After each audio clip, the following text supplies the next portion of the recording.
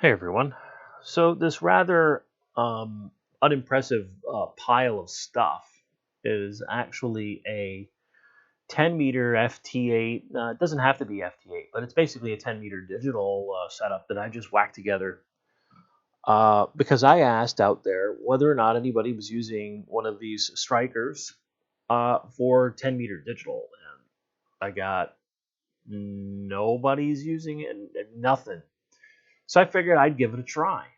Now, unfortunately, 10 meters is, well, at least at the moment, it's earlier. It actually opened up a little bit, but then it sort of, went back to being, the conditions are just, right now, they're unpredictable and they're quite poor. So, I doubt that any contacts would be made, but figured why not try?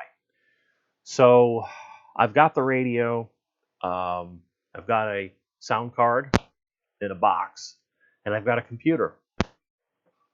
And I've got a little USB to serial adapter, specifically one that has RTS and CTS broken out of it. That's actually important because that's what we use to make the radio transmit. And then I've got these cables that I made to bring the audio into the sound, out of the sound card into the microphone connector on the front, and then from out of the speaker jack into the sound card. So that's pretty much it. These have like 192K sample rates, so that's kind of why I like them. A little pricey, but you don't have to use one of these. You can just use your computer sound card. This is sort of more on the audiophile professional end. But other than that, that's pretty much just USB straight into the computer. So the PTT line is connected to RTS, and a ground obviously is going to a ground in the microphone connectors. Just quick and dirty little adapter cables I made. So with that said, take a look at the configuration, how it's configured. Radio's on upper sideband. I'm on 28074. It's a common frequency for FT8. I'm going to push a button and change the video source here to this computer, and we'll take a look at how the software is set up. So WSJT-X, I didn't mean to get the RC. You don't want that. You want the generally available software. So you want to adjust the radio's volume so that you're not, like if you do this, obviously that's not going to work. So, you don't want to. You want it to be nice and green and not overdrive the sound card with the radio.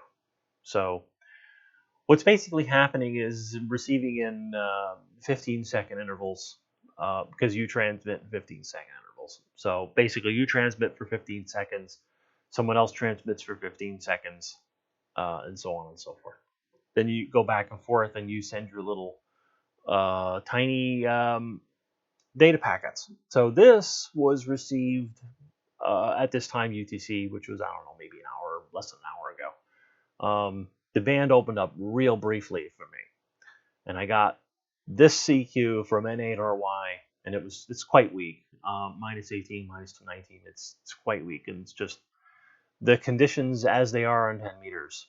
So the way this is basically configured is whack your call sign in, you whack your grid in. There's a lot of actually that is a signal right there.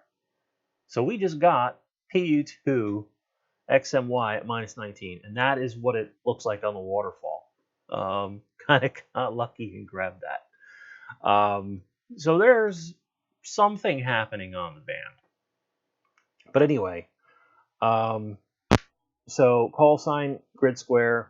The radio is configured for the RTS, as I mentioned. He's transmitting again. He just finished transmitting. He's calling CQ. We're going to try to respond, but cover this real quick. RTS, the COM3, which is a little serial adapter. Looks like we're having some activity. Isn't that great? Microphone, speakers for the sound card, and I always just tick this, but pretty much defaults. So we're going to go ahead and we're going to try to keep it simple, and we're just going to go and we're going to try to call CQ, see if we get answered.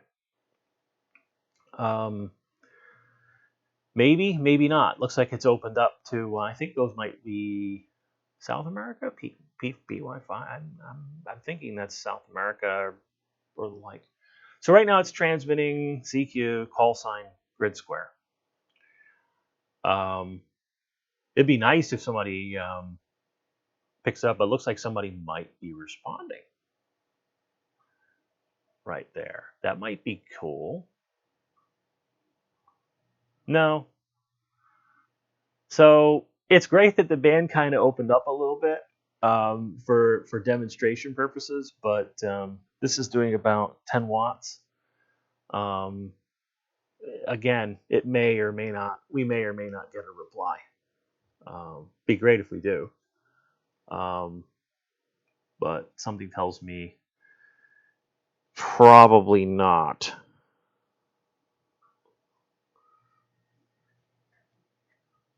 So what's going on here is he's telling him he's got him at a plus 0.1, and that's just, Roger 73. He's just replying, yeah, I got your signal report. This is essentially what you're doing is, yeah, I hear you, and this is what level I'm getting you at, and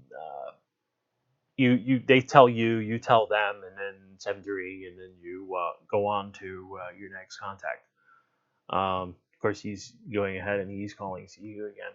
So we'll let this transmit, and we'll try to answer this chap here. So let's see now. So he's probably sending CQ again. So I'm going to try double click his call sign, and you see what's going to happen is it's going to when it comes my time to transmit, because remember it's time slotted with 15-second intervals. So now we're going to transmit. I didn't actually do that. Whoops. So you have to actually be enabled, have transmit enabled. So he's calling CQ again, and now I'm replying to it. So he either will hear me or he will not. So it's going to transmit, and we'll see if he replies. Doesn't look like it. You don't see anything in the waterfall. He